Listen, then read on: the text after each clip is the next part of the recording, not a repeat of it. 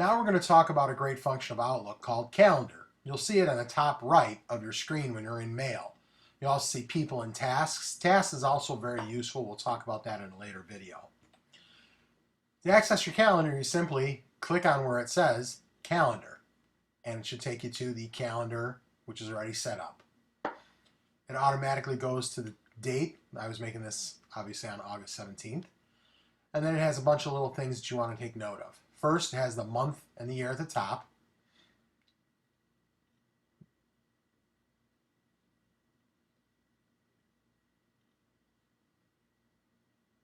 And then you want to look at where you have your calendars. Any calendars you've created or ones that have shared with you will show up on the left there. You may want to create a new calendar. Simply right-click on it, New Calendar. This way you can create a calendar for any type of special event you want if you wanted them separate from your personal one. I'm just going to make this one and call it 2014 Practice. You can call it anything you like. You can call it your name. You can make a separate calendar for school, one for sports, clubs, work, anything you want. It all can be in one location this way. Now I've got the calendar and I see it here. And I'm going to add an event. You need to put stuff in your calendar. You click on the day and it switches to day view. I don't want this for now, so I'm going to switch it back to month. On the top left, you'll see it says New Event. Click on it, and here you just start adding information. Event name, we'll call it World History Quiz. It's coming up. Location, my World History class, A212 will make up it. And then the date of the quiz, the time, which period is it, second period.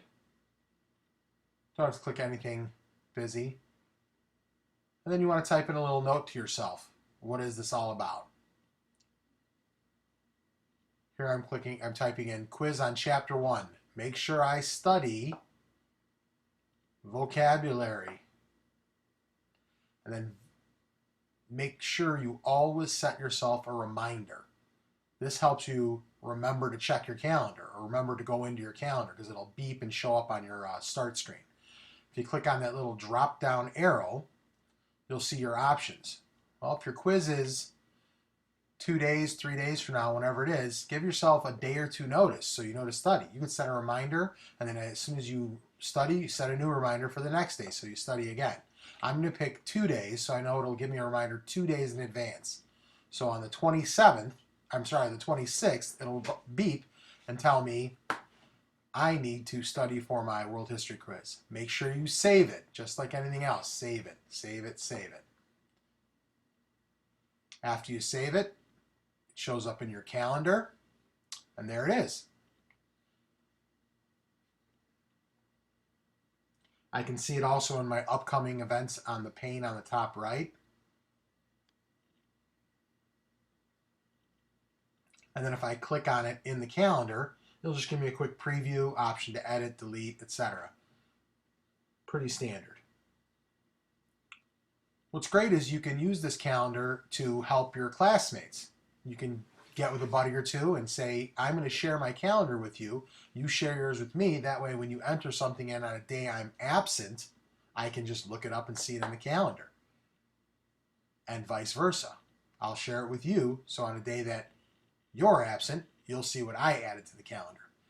Sharing is just like before. Simply type in someone's email address. You can give them a little message if you want, and then click send. Don't forget to click send. Just like clicking save, it's a very important step. I'm not going to send this because he doesn't need this practice calendar. And that's Calendar. Use it.